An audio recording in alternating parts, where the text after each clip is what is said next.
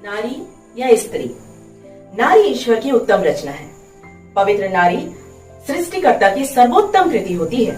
वह सृष्टि के संपूर्ण सौंदर्य को आत्मसात किए रहती है। जिंदगी रूपी घर की नींव नारी होती है।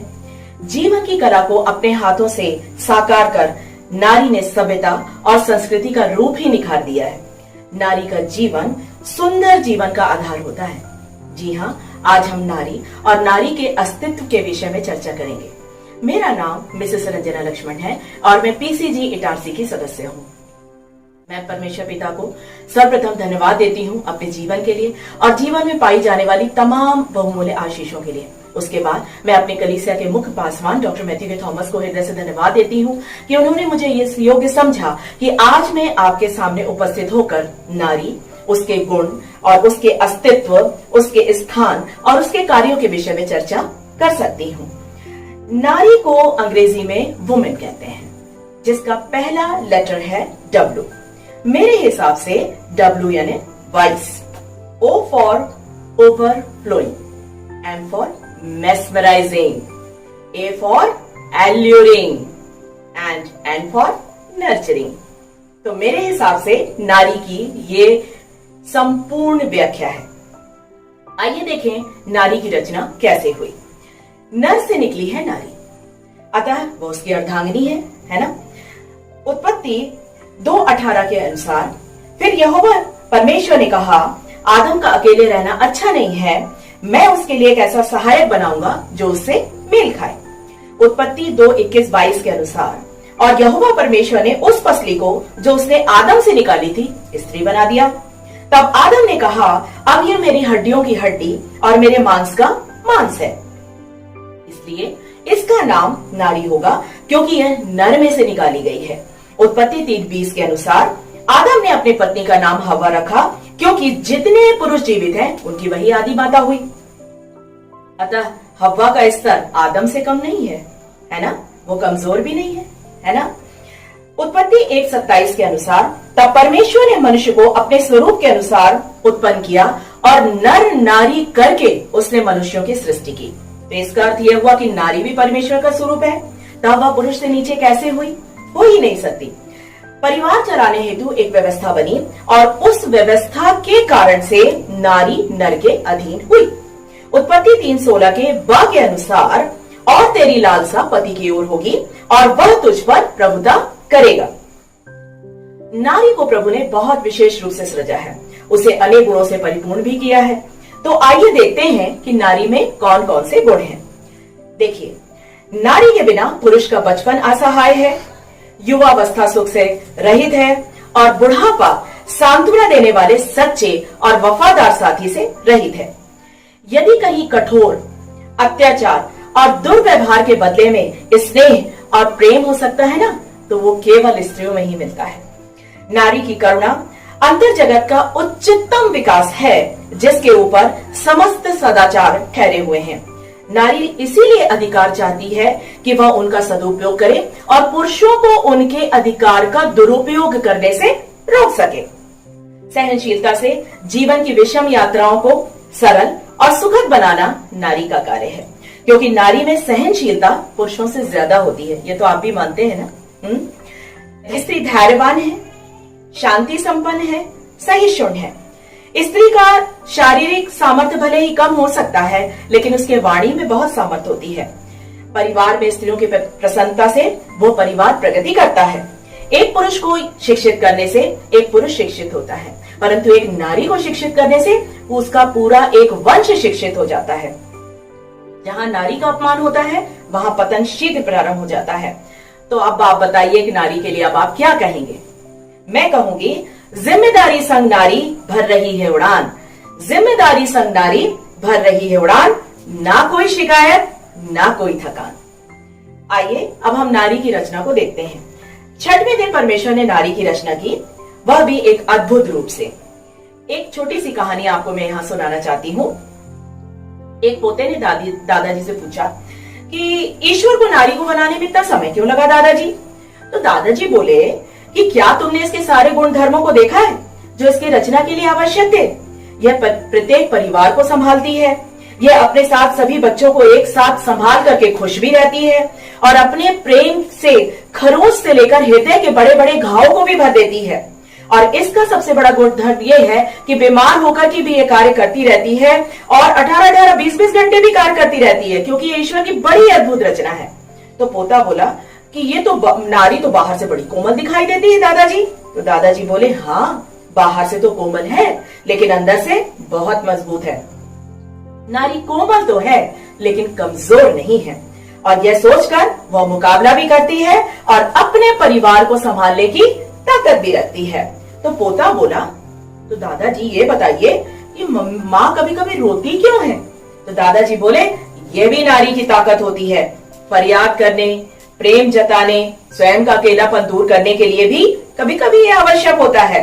और उसकी स्वयं की बहुत बड़ी ताकत होती है जो उसे प्रोत्साहित करती है। नारी सबको परिवार में देखना चाहती है, हंसती है, हंसाती है, उसे जो चाहिए वो लड़के ले भी लेती है। उसके प्रेम की कोई शर्त नहीं होती। उसका हृदय टूटता है, वह धोखा खाती है, लेकिन परिवार में फिर से समझौता कर ही लेती है। तो पोता बोला, हाँ दादाजी, आप सही कह रहे हैं, ये तो ईश्वर की संपूर्ण रचना है। तो दादाजी बोले, ना, अभी भी इसमें एक त्रुटि है। तो पोता बोला, अब क्या हुआ? तो दादाजी बोले, ये अपनी इंपॉर्टेंस खुद ही भूल जाती है। लेकिन युग बदल गए हैं, नारी को अपनी महत्ता मालूम हो गई है। नारी में शक्तियां दीप्तिमान हैं। वह लाजवंती नारी जो भावनात्मक सहन शक्ति की पुजारन थी, बड़े से बड़े घर की, धनाढ़ घर की परंपराओं और रीति रिवाजों के नाम पर घर की चारदीवारी में वो कैद रहा करती थी, लेकिन आज मुखर होकर के बाहर आ गई है। अब वह शक्ति स्वरूपा है। पुरुषों के कंधे से कंधा मिला करके चलती है, तन मन धन से जीवन साथी का सहारा बनती है और दुराचार, अन्याय उसकी सहन शक्ति से अब बाहर हो चुके हैं। अब वह समाज से डरती नहीं है, करुणा के आंसू बहाती नहीं है, बल्कि आतताइयों से लोहा लेकर फिर निडरता के साथ सामने आ जाती है। अपने जीवन साथी के हृदय पर बुद्धिमता और सुघड़ता से और समाज पर अपने गुणों से प्रभाव डालती है। अन्याय के खिलाफ शस्त्र उठाती है। घरेलू हिंसा अब उसको बिल्कुल भी स्वीकार नहीं है। पति के साथ सम्मान के साथ अपने सुकृत्यों से अपना सम्मान करवाना वो जानती है। सुबह की चाय से लेकर और रात के खाने तक की व्यवस्था और उसकी जिम्मेदारी का निर्वहन वो बखूबी करती है। महीने की तनख्वाह में से छोटी छोटी रकम बचाकर वो घर की और अपनी तमाम जरूरतों को वो पूरी करती है। एक होम बैंकर के रूप में वो काम करती है। नर के परस्पर सहयोग और साहचर्य रख सृष्टि की शोभा बढ़ाती है। बहस करने से ज्यादा रिश्तों पर विश्वास रखती है। व्यवहार कुशलता से गलतियों को सुधारती है। ईश्वर को अपना सखा मानती है। स्वयं की नजरों में उठती है, समाज में भी आदर पाती है और यही गुण उसे आकर्षक बनाते हैं। एक स्त्री सारे रिश्तों को बहुत अच्छे ढंग से संभालती है। महिलाएं किसी भी देश का आधार हो सकती है। माँ, बेटी, बहन, पत्नी के रूप में अपने कर्तव्यों का निर्वहन वो बहुत सुघड़ता से करती है, लेकिन फिर भी कई क्षेत्रों में उसे पुरुषों के बराबर अधिकार नहीं मिलता है। देश में लगातार घट रही महिलाओं की संख्या, भ्रूण हत्या, अत्याचार, बलात्कार की घटनाएं अत्यंत चिंताजनक हैं। परंतु पूर्व की तुलना में अब महिलाएं ज्यादातर आत्मनिर्भर और सक्षम हो चुकी हैं। पुरुषों की तरह ही राजनीति, आर्थिक, सामाजिक और सभी क्षेत्रों में अपनी भूमिकाएं बहुत अच्छे तरीके से वो निभा रही है और हमारे देश की सरकार भी उन्हें लगातार सामने लाने के लिए प्रयास कर रहे हैं। तो फिर देखिए क्या कहा गया है, जब नारी में है शक्ति सारी, जब नारी में है शक्ति सारी, तो फिर हम क्यों कहें नारी अबला बेचारी। नारी के अब देखिए सामान्य कर्तव्य। हमारी संस्कृति में नारी को ऊंचा स्थान दिया गया है। उसकी मर्यादा पर विचार किया जाता है। साथ ही उसके जीवन को संयम और सेवा से अनुप्राणित कर पवित्र बनाने की चेष्टा की गई। जैसे आदर्श माता, आदर्श पत्नी, उसका पतिव्रत धर्म ही उसका सौंदर्य होता है। समाज की वास्तविक वास्तुकार महिलाएं ही तो हैं। जब एक रोटी के 4 टुकड़े हों और खाने वाले 5 हों, तो मुझे भूख नहीं है ऐसा कहने वाली कौन होती है? केवल एक माँ ही तो होती है ना? पृथ्वी की सी क्षमता, सूर्य जैसा तेज, समुद्र की गंभीरता, चंद्रमा की सी शीतलता, पर्वतों की सी उच्च मानसिकता हमें एक साथ नारी के हृदय में दृष्टिगोचर होती है और यही उसके गुण हैं और उसके कर्तव्य भी हैं। वह अच्छी माता के समान हमारी रक्षा करती है, मित्र के समान हमें अच्छे कार्यों को करने के लिए प्रेरित करती है। बाल्यकाल से मृत्यु काल तक वह हमारी संरक्षिका रहती है, वह जन्म देती है, मौत से बचाती है, आगे बढ़ाती है। कुछ लोग कहते हैं कि औरत का कोई घर नहीं होता, लेकिन मेरा ऐसा कहना है कि औरत के बिना कोई घर नहीं होता। सबसे सुदृढ़ समाज वही है जहां औरतों को अपनी इज्जत बचाने के लिए संघर्ष न करना पड़े। भारत में नारी का स्थान। नर नारी समाज रूपी गाड़ी के 2 पहिए होते हैं और यदि एक पहिया टूट गया तो फिर आप जानते हैं गाड़ी अच्छी तरीके से नहीं चल सकती है। विधाता में नारी को पुरुषों की तुलना में कोमल और संवेदनशील बनाया गया है, अतः उसका कार्य क्षेत्र भी पुरुषों से थोड़ा पृथक है। बचपन में पिता, युवावस्था में पति और वृद्धावस्था में बेटा, अर्थात जीवन भर उसको उनके संघर्षों में रहना पड़ता है। वो स्वतंत्र कहीं नहीं है और यही सत्य है। प्राचीन काल में नारी का स्थान। प्राचीन काल जो भारत का था उसमें नारी को बहुत ज्यादा स्थान महत्वपूर्ण दिया गया था। उसे पुरुष का पूरक माना जाता था। धार्मिक अनुष्ठान कार्य उसके बिना पूरे नहीं होते थे। उनकी शिक्षा का भी विधान था।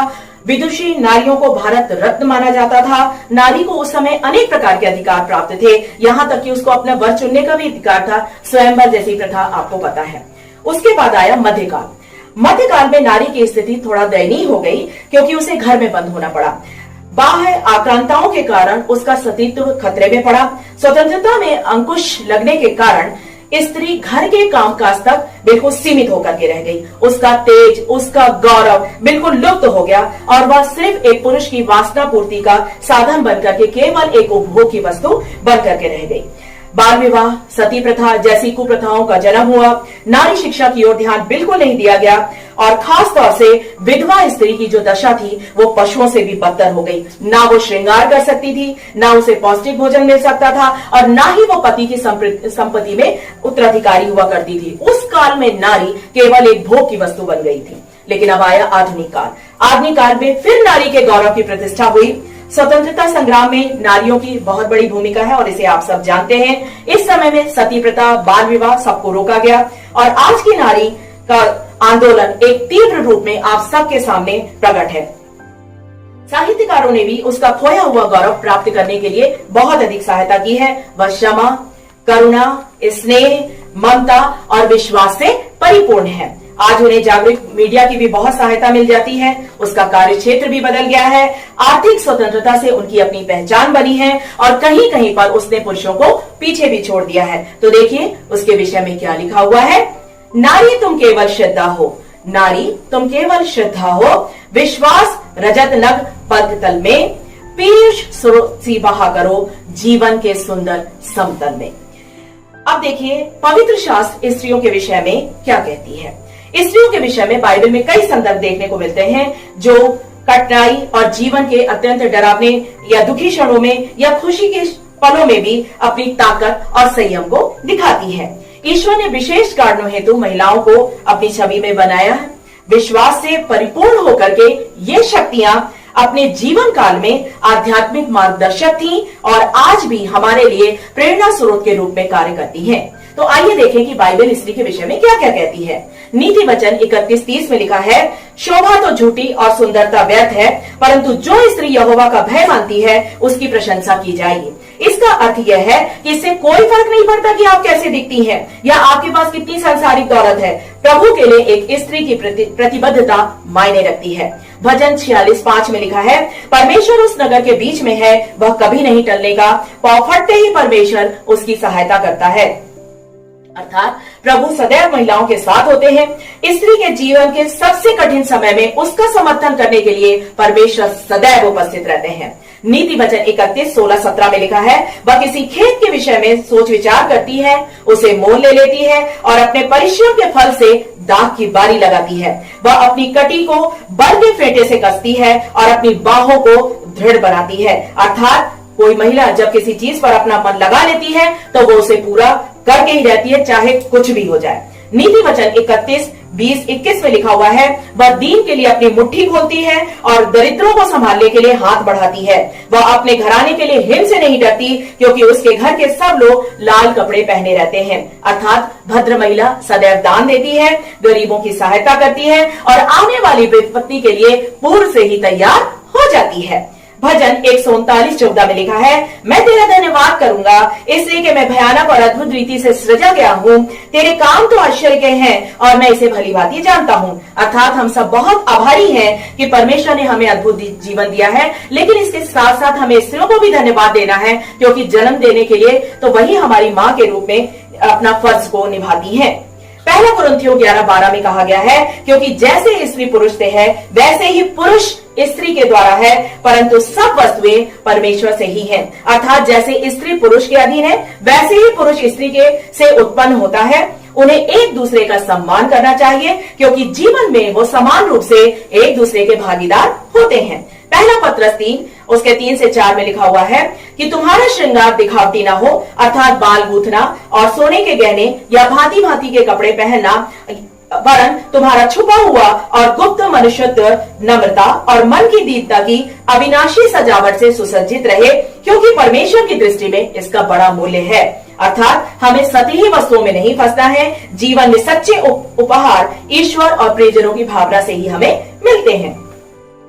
पहला तीमुथियुस 3:11 में लिखा हुआ है, इसी प्रकार से स्त्रियों को गंभीर होना चाहिए, दोष लगाने वाली ना हो, पर सचेत और सब बातों में विश्वास योग्य हो। अर्थात निंदा में हमें समय व्यर्थ नहीं गंवाना चाहिए और जीवन में सबों के प्रति हमें विश्वास योग्य रहना चाहिए। लूका 1:45 में लिखा है, धन्य है वह जिसने विश्वास किया कि जो बातें प्रभु की ओर से कही गई थी वे पूरी होंगी। अर्थात वह, यहाँ वह का मतलब स्त्री और पुरुष दोनों से है कि विश्वास पूर्वक जब वो मांगते हैं तो प्रभु उन्हें देते हैं। नीति वचन 11:16 उसका अ में लिखा है, अनुग्रह करने वाली इस स्त्री प्रतिष्ठा नहीं खोती। अर्थात दयालु स्त्री को स्वर्ग में भी प्रस्तुत किया जाएगा।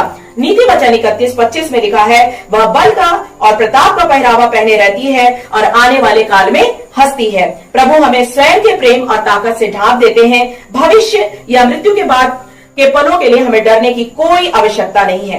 नीति वचन 3:15 में लिखा हुआ है, वह मूंगे से भी अधिक अनमोल है और जितनी वस्तुओं की तू लालसा करता है उनमें से कोई भी वस्तु उसके तुल्य न ठहरेगी। अर्थात महिलाएं धरती की सबसे कीमती वस्तुओं की तुलना में भी सबसे ज्यादा मूल्यवान है। अतः हमें उनके साथ अच्छा व्यवहार करना चाहिए और उनकी देखभाल करनी चाहिए। नीति वचन 31:16 वह बुद्धि की बातें बोलती है और उसके वचन कृपा की शिक्षा के अनुसार होते हैं।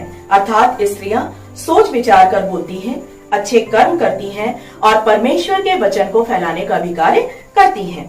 समय परिवर्तित हो गया है, लेकिन बाइबल के उदाहरण हमारे हृदयतम को दूर करने के लिए आज भी दीपक की भांति कार्य करते हैं और वो दीप्तिमान है। सारा से लेकर के मरियम तक बाइबल में अनेक विश्वसनीय और अद्भुत महिलाओं का वर्णन किया गया है, जिन्होंने मसीही समाज में अपनी अमिट छाप छोड़ी है। तो आइए इनके बारे में हम थोड़ी सी चर्चा करते हैं।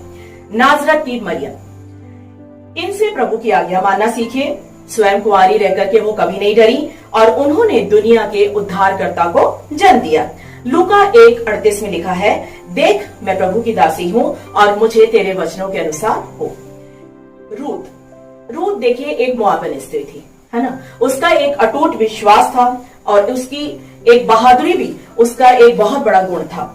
जीवन की शुरुआत में ही वो विधवा हो गई, सास के साथ रही, भविष्य में ईश्वर की आज्ञाओं का पालन करती रही और उनकी सास भी रूत को माता के समान प्यार करती थी। एक अपनेपन और एक दया का प्रतीक था। रूत 1:16 में लिखा हुआ है, रूत बोली, तो मुझसे यह विनती ना कर कि मुझे त्याग या छोड़ करके लौट जा, क्योंकि जिधर तू जाए उधर मैं भी जाऊंगी, जिधर तू टिके उधर मैं भी टिकूंगी। तेरे लोग मेरे लोग होंगे और तेरा परमेश्वर मेरा परमेश्वर होगा। मरियम मगदलिनी ये एक गलत समझे जाने वाली स्त्री नहीं है, लेकिन निश्चित रूप से वह यीशु के प्रति बहुत ही वफादार और उनकी अनुयायी रही। यीशु मसीह से अपने रोगों से मुक्ति प्राप्त करने के पश्चात उन्होंने उनके साथ यात्राएं की और उन्होंने यीशु की क्रूस पर उनकी मृत्यु और फिर कब्र में रखा जाना और फिर उसके बाद उनके पुनरुत्थान को भी देखा है। मरियम मगदलिनी और जो छोटे याकूब और यूसुस सभी लोग यीशु मसीह के साथ में रहे हैं। एक संदर्भ में आपको बताती हूँ कि जहां पर मरियम मगदलिनी जो है यीशु मसीह के प्राण की जब त्याग रहे थे क्रूस पर, ये उसके संदर्भ में है। तो मरकुस 15:40 में लिखा हुआ है, कई स्त्रियां भी दूर से देख रही थीं, उनमें मरियम मगदलीनी, छोटे याकूब और योसेफ की माता मरियम और सलोनी भी थी। दूसरा देखिए, यीशु मसीह को कब्र में रखने का संदर्भ है, वहां भी मरियम मगदलीनी है। मरकुस 15:47 में लिखा हुआ है, मरियम मगदलीनी और योसेफ की माता मरियम देख रही थी कि वह कहां रखा गया है। और तीसरा संदर्भ देखिए, यीशु मसीह के पुनरुत्थान के समय का, यहां भी मरियम मगदलीनी है। मरकुस 16:9 में, सप्ताह के पहले दिन भोर होते ही वह जी उठकर पहले पहर मरियम मगदलीनी को, जिसमें से उसने 7 दुष्ट आत्माएं निकाली थी, दिखाई दिया। राहेल ये सच्चे प्रेम का प्रतीक है। इनके पिता ने छल करके इनकी बड़ी बहन लिया से याकूब का विवाह कर दिया, लेकिन राहेल धैर्यपूर्वक याकूब का इंतजार करती रही। अंत में उनका विवाह हुआ। पहले वो निसंतान थी, बाद में वो यूसुफ और बेंजामिन की माता भी बनी। उत्पत्ति 30 लिखा हुआ है, इसलिए वह गर्भवती हुई और उसने एक पुत्र को जन्म दिया। तब उसने कहा, परमेश्वर ने मेरी नामधराई को मुझसे दूर कर दिया है। हन्ना यह अपने वचन को या मन्नत को पूरा करने वाली स्त्री थी और हन्ना ने एक पुत्र प्राप्ति के लिए प्रार्थना की थी और उसने ये प्रभु से एक वाचा बांधी थी कि वह उसको ईश्वर को समर्पित कर देगी और उसका विश्वास बिल्कुल भी नहीं डगमगाया। उसने उसके आंसुओं को देख करके प्रभु ने उसकी प्रार्थना का उत्तर दिया और उसके बाद हन्ना ने भी अपनी प्रतिज्ञाओं को पूरा किया है। पहला शमूएल 1:26 और 28 में लिखा हुआ है, तब हन्ना ने कहा, हे मेरे प्रभु, तेरे जीवन की शपथ, हे मेरे प्रभु, मैं वही स्त्री हूँ जो तेरे पास यही खड़ी होकर यहोवा से प्रार्थना करती थी और यहोवा ने मुझे मुंह मांगा वर दिया है, इसलिए मैं भी यहोवा को उसे अर्पण कर देती हूँ कि यह जीवन भर यहोवा का ही बना रहे। हव्वा को आप आदि माता के रूप में समझ ही चुके हैं। वो आदम के साथ मिलकर के अदन की वाटिका के सारे कार्य करती थी, देखभाल करती थी और उनसे लेकिन हम ये सीखते हैं कि हमें शैतान के प्रलोभन में बहुत आसानी के साथ में नहीं फंसना चाहिए और हर परिस्थिति में हमें बहुत ज्यादा समझदारी से कार्य करना चाहिए। उत्पत्ति 3:6 में लिखा हुआ है, अतः जब स्त्री ने देखा कि उस वृक्ष का फल खाने के लिए अच्छा और देखने में मनभाव और बुद्धि देने के लिए चाहने योग्य भी है, तब उसने उनमें से तोड़ करके खाया और अपने पति को दिया और उसने भी खाया। दबोरा, इन्हें हम एक महिला न्यायाधीश के रूप में देखते हैं और एक दयालु नेता के रूप में भी इनकी पहचान है। न्यायियों 4:4 में लिखा हुआ है, उस समय लपीदोत की स्त्री दबोरा जो नबिया थी, इजरायलियों का न्याय किया करती थी। एस्तर, यह एक निर्भीक महिला थी, प्रार्थना और अपने लोगों की चिंता करने वाली, और इन्होंने फारसी राजा को उसकी हत्या करने की साजिश के बारे में बताकर और बाद में फारस के सभी यहूदियों को मारने की योजना के बारे में बताकर अपने लोगों को बचा लिया। एस्तर 7:3 में लिखा है, एस्तर रानी ने उत्तर दिया, हे राजा, यदि तू मुझ पर प्रसन्न है और राजा को यह स्वीकार हो तो मेरे निवेदन से मुझे और मेरे मांगने से मेरे लोगों को प्राणदान मिले। मिरियम, भविष्यवक्ता मिरियम मूसा की बड़ी बहन थी और फिरौन की बेटी ने जब मूसा को बचाया तो मिरियम ने मूसा के पालन पोषण करते हेतु उसकी माता को ही धाई के रूप में प्रस्तुत करने में उसकी मदद की। निर्गमन 2:7-8 में लिखा हुआ है, तब बालक की बहन ने फिरौन की बेटी से कहा, क्या मैं जाकर इब्री स्त्रियों में से किसी धाई को तेरे पास बुला ले आऊं जो तेरे लिए बालक को दूध पिलाया कर? तो फिरौन की बेटी ने बोला, जा। तब इस लड़की जाकर बालक की माता को ही बुला लाई। सारा एक पतिव्रता और परमेश्वर की आज्ञाओं को मानने वाली स्त्री थी। अब्राहम के अधीन रह करके वो तमाम अपने कार्यों को करने वाली स्त्री थी। गर्भवती नहीं हो पाई, लेकिन 90 वर्ष की उम्र में परमेश्वर ने उसे गर्भवती होने की आशीष दी क्योंकि परमेश्वर को वो प्रिय थी। तो हमें भी सारा के समान परमेश्वर के प्रति आज्ञाकारी होना है। उत्पत्ति 21 उसके 1-2 में लिखा हुआ है, यहोवा ने जैसे कहा था वैसा ही सारा की सुधि लेकर उसके साथ अपने वचन के अनुसार किया और सारा अब्राहम से गर्भवती हुई और उसके बुढ़ापे में उसी नियुक्त समय पर जो परमेश्वर ने उससे ठहराया था एक पुत्र उत्पन्न हुआ। इलिशबा भी एक प्रार्थना करने वाली स्त्री थी। अतः परमेश्वर ने उन्हें वृद्धावस्था में पुत्र का दान दिया जो यूहन्ना बपतिस्मा देने वाला बना और उसने दुनिया को आने वाले उद्धारकर्ता के विषय में बताया। लूका 1:36 और 37 में लिखा हुआ है, और देख तेरी कुटुंबनी इलिशबा के भी बुढ़ापे में पुत्र होने वाला है, यह उसका जो बांझ कहलाती है छठवां महीना है, क्योंकि जो वचन परमेश्वर की ओर से होता है वह प्रभाव रहित नहीं होता। प्रिस्किला यह एक भक्त पत्नी और कलीसिया की विभिन्न गतिविधियों में बढ़ चढ़ करके हिस्सा लेने वाली एक महिला थी। एक्विला से अपने विवाह के पश्चात यह दंपति अपने शक्तिशाली मंत्रालय और जरूरतमंद लोगों के प्रति उदारता दिखाने के लिए बहुत सहायता करते थे। प्रेरितों 18:26 में लिखा है, वह आराधनालय में निडर होकर बोलने लगा, पर प्रिस्किला और अक्विला उसकी बातें सुनकर उसे अपने यहाँ ले गए और परमेश्वर का मार्ग उसको और भी ठीक ठाक करके बताया। बैतनी यहाँ की मरियम, मार्था और लाजर की बहन मरियम ने हमेशा ही यीशु को प्रथम स्थान दिया। जब वह मार्था के साथ उसके घर पर मेजबानी कर रही थी तो अपने गृह कार्य और मनोरंजक कर्तव्यों से बहकने के बजाय यीशु के चरणों में बैठकर उन्होंने बेहतर चुनने का सराहनापूर्ण कार्य किया है। लूका 10:39 में लिखा है, मरियम नाम उसकी एक बहन थी, वह प्रभु के चरणों में बैठकर उसका वचन सुनती थी। मार्था एक बहुत अच्छी मेजबान थी, लोगों की सेवा करती, चिंता करती और यीशु मसीह की वो भी एक समर्पित अनुयायी थी। यीशु का आदर सत्कार कर उन्हें वो आराम भी देना चाहती थी। लूका 10:38 में लिखा है, जब वे जा रहे थे तो वह एक गांव में गया और मार्था नामक एक स्त्री ने उसे अपने घर में उतारा।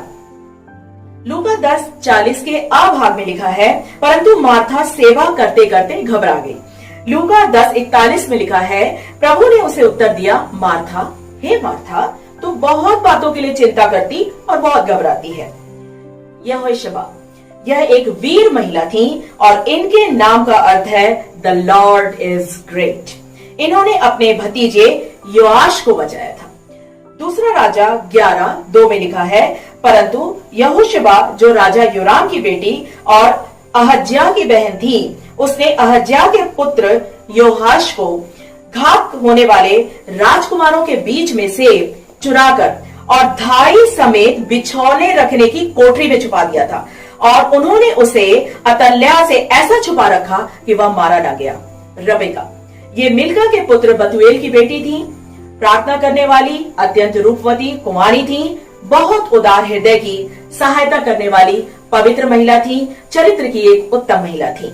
उत्पत्ति 24 उसके 16a में लिखा है, वह अति सुंदर और कुमारी थी और उसने किसी पुरुष का मुंह न देखा था। वह मेहनती और आदर करने वाली महिला थी। उत्पत्ति 24:18a में लिखा है, उसने कहा, हे प्रभु, ले पी ले। उत्पत्ति 24:19 में लिखा है, और जब तक वह उसको पिला चुकी तब कहा, मैं तेरे ऊंटों के लिए भी तब तक पानी भर भर के लाऊंगी जब तक वे पी ना चुके। इससे पता चलता है कि वो बहुत अधिक परिश्रमी महिला थी। अब देखिए ईसाई धर्म में महिला। ईसाई धर्म में आज की महिलाओं की भूमिका काफी भिन्न है। 3री शताब्दी के नए नियम की कलीसिया के बाद से तो ऐतिहासिक रूप से वो भिन्न है ही। संगठित चर्च में कई नेतृत्वकारी भूमिकाएं महिलाओं के लिए निषिद्ध हैं, लेकिन अब अधिकांश कलीसियाएं महिलाओं की भूमिका के विषय में एक विचारधारा पर धीरे धीरे आ रही हैं। रोमन कैथोलिक और रूढ़िवादी चर्चों में केवल पुरुष ही फादर या डीकन या बिशप हो सकते हैं। महिलाएं उनकी सहायता करती हैं।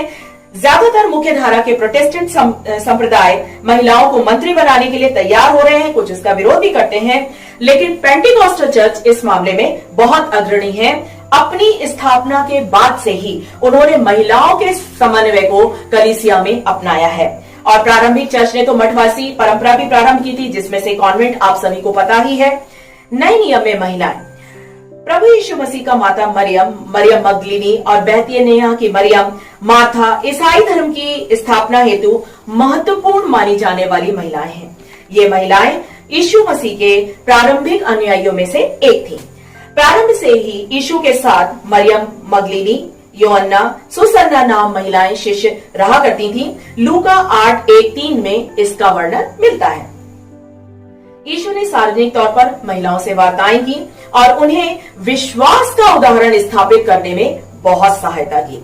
मत्ती 15:21-28 में लिखा हुआ है, कनानी स्त्री की बेटी को उन्होंने चंगा किया तो कनानी स्त्री ने कहा कि तेरी सामर्थ केवल विशेष व्यक्तियों के लिए नहीं है, केवल बड़े लोगों के लिए नहीं है, केवल उन बड़े समूहों के लिए नहीं है, लेकिन उनके लिए भी है जिनके पास विश्वास है। तो यीशु ने विश्वास होने के कारण उसकी प्रशंसा की। जब यीशु को गिरफ्तार किया गया तो महिलाएं दृढ़ थीं और उनके साथ थीं और पुनरुत्थान की प्रथम गवाह बनी। यूहन्ना 8:3 और 11 के अनुसार व्यभिचार की आरोपी स्त्री को पथरवाह से यीशु ने बचाया। यूहन्ना 8:7 के अनुसार तुम में से जो निष्पाप हो वही उसे पहला पत्थर मारे। यूहन्ना 8:11 में लिखा हुआ है, जा और फिर पाप ना करना। लूका 8:43 और 48 के अनुसार यीशु ने 12 साल से एक स्त्री जिसका रक्त बह रहा था उसको चंगा किया। और यहाँ पर एक उपचार और एक चमत्कार को ही आप नहीं देखते हैं, बल्कि एक अशुद्ध महिला के साथ वार्तालाप करके उन्होंने उस समय की प्रचलित परंपराओं को भी तोड़ दिया था। लूका 7:11-17 में लिखा है, उसने विधवा के पुत्र को भी जीवित किया। लूका 21:1-4 में वर्णन मिलता है कि उन्होंने कंगाल विधवा के दान की भी प्रशंसा की। यीशु ने सदैव महिलाओं के प्रति अपने बहुत अधिक सम्मान को प्रदर्शित किया है। गलतियों 3:28 में लिखा है, ना तो यहूदी रहा, ना तो यूनानी, ना तो दास है और ना स्वतंत्र है, ना कोई नर है और ना कोई नारी है, क्योंकि तुम सब यीशु मसीह में एक हो। प्रेरित पौलुस के पत्रों से पता चलता है कि कलीसिया में स्त्रियां बहुत अधिक व्यस्त रहा करती थीं। रोमियो 16:1-6 में लिखा है, वे कीबे, प्रिस्का, अक्विला और मरियम की प्रशंसा करते हैं और उनके कार्यों की सराहना भी करते हैं। परंतु पहला कुरिन्थियों 14:34 और 35 के अनुसार स्त्रियां कलीसिया की सभा में चुप रहें, क्योंकि उन्हें बात करने की आज्ञा नहीं है, परंतु अधीन रहने की आज्ञा दी गई है, और जैसा व्यवस्था में लिखा भी हुआ है। यदि भी कुछ सीखना चाहें तो घर में अपने अपने पति से पूछें, क्योंकि स्त्री का कलीसिया में बातें करना लज्जा की बात है। प्रेरित सभी पुरुष थे। मुख्य मिशनरी गतिविधियां पुरुषों के द्वारा की गई थी। नए नियम का लेखन कार्य भी पुरुषों का था और कलीसिया का वो नेतृत्व करते थे, परंतु महिलाओं को सिखाने का अधिकार न था। पहला तीमुथियुस 2:11-12 में लिखा है, स्त्री को चुपचाप पूरी अधीनता से सीखना चाहिए। मैं कहता हूँ कि स्त्री उपदेश ना करे और ना पुरुष पर आज्ञा चलाए, परंतु चुपचाप रहे। यद्यपि यहाँ महिलाओं को कमतर नहीं आंका गया है कि वे नेतृत्व नहीं कर सकते हैं, लेकिन हमें ये मानना चाहिए कि वह एक सुचारू व्यवस्था के अधीन होकर के ये बातें कही गई हैं। इसका अर्थ ये कदापि नहीं है कि पुरुष आवश्यक रूप से बहुत ही उत्तम शिक्षक हैं और स्त्रियां निम्न स्तर की या कम बुद्धिमान होती हैं। इसी प्रकार तीतुस 2:3 और 5 के अनुसार इसी प्रकार बूढ़ी स्त्रियों का चाल चलन पवित्र लोगों सा हो, वे दोष लगाने वाली और पियक्कड़ नहीं, परंतु अच्छी बातें सिखाने वाली हो, ताकि वे जवान स्त्रियों को चेतावनी देती रहें कि वे अपने पतियों और बच्चों से प्रीति रखें और संयमी, पवित्रता, घर का कारोबार करने वाली, भली और अपने अपने पति की अधीन रहने वाली हो, ताकि परमेश्वर के वचन की निंदा ना होने पाए। बाइबल में स्त्रियों का महत्व। अगर आदम का अकेले रहना खुदा को भाया होता तो खुदा ने कभी हव्वा को न बनाया होता। अगर रखना होता हवा को कमतर आदम से, तो उसने हव्वा को आदम की पसली से नहीं, पांव के अंगूठे से बनाया होता। अगर देना ना होता इज्जत का दर्जा औरत को, तो सारा को बुढ़ापे में मां बनाया ना होता। अगर भरना ना होता रूहे पाक से औरत को, तो खुदा का बेटा मरियम के गर्भ में समाया ना होता। अगर न होता पाक रिश्तों का शाफी, तो पतरस की सास का बुखार भगाया न होता। अगर माफी होती जागीर सिर्फ मर्दों की, तो गुनाहगार औरत को पत्थर से बचाया न होता। अगर देनी होती दोजख की आग औरत को, तो सामरी स्त्री को जीवन का पानी पिलाया न होता। अगर पैदा होकर बेटी बोझ होती माँ बाप पर, तो मुर्दा लड़की को यीशु मसीह ने जिलाया न होता। अगर होती पाबंदी आशा पर तिलावते कलाम की, तो जी उठने का पहला पैगाम औरतों ने पहुंचाया न होता। स्त्रियां पहुंचाई, दया, शिक्षण, सुसमाचार प्रचार और सहायता के वरदानों में बहुत श्रेष्ठ होती हैं। तो अब ये बताइए कि अब करना क्या है स्त्रियों को। ये तो सारी बातें हो गई, अब ये बताइए कि स्त्रियों को क्या करना है। बहुत अधिक जिम्मेदारी है उनको और बहुत अधिक जिम्मेदारी के उनको कार्य भी करने हैं। तो क्या करना है? घर के और नौकरी के कार्यों के साथ साथ स्त्रियों को एक और कार्य भी करना है, और वो है प्रार्थना करना। घुटनों पर आकर के घर, विवाह और कलीसिया के लिए प्रार्थना कीजिए। प्रभु को ढूंढते रहिए। आप अपने विवाह, परिवार और नौकरी में प्रभु के दैवी प्रभाव को देखेंगे। प्रभु आपको वह पात्र बना देगा जिससे घर में जागृति आ सकती है। प्रभु के देह के रूप में आपकी आवश्यकता है। शैतान के विरुद्ध कार्य करने के लिए यह बहुत आवश्यक है। स्त्री की प्रार्थना निर्भीक और न रुकने वाली होनी चाहिए। ये आने वाले तूफान के मध्य में हमें साहस देती है। प्रार्थना की सामर्थ्य में परमेश्वर की सामर्थ्य हमें दिखाई पड़ती है। प्रार्थना दृढ़ता के साथ करें। अपने संतानों को भी प्रार्थना करना सिखाएं। यह शत्रु की शत्रु है, यह प्रभु का उत्तर है, जीवन की संरक्षक है। यह इससे जीवन परिवर्तित हो जाता है। जब आपको प्रबंधन की आवश्यकता हो और जब आपको ऐसा लगे कि आप कुछ खो रही हैं, आप टूट रही हैं, तो आप प्रार्थना करें। जब आप अपने आप को असुरक्षित महसूस करती हैं, तो प्रार्थना से सुरक्षा और शरण पाइए। जब थका महसूस करती हैं, तो प्रार्थना से शांति पाइए। और जब चुनौतियों का सामना कर रही हैं, तो प्रार्थना से उत्तर पाइए। इससे आप अपना बोझ उतार सकती हैं और पीढ़ियों से चले आ रहे श्राप को निश्चित जानिए आप समाप्त कर सकती हैं। आप अपनी आत्मा में युद्ध करें। इससे बहुत अच्छा चरित्र उत्तम बनता है। हम यीशु मसीह हमारे घर में आ सकते हैं, शांति आ सकती है। आज ऐसी महिलाओं की आवश्यकता है जो भय और भक्ति के साथ प्रार्थना कर सकती हैं। आप अपने पूरे परिवार का भविष्य बनाइए, उनकी मंजिलें तय कीजिए।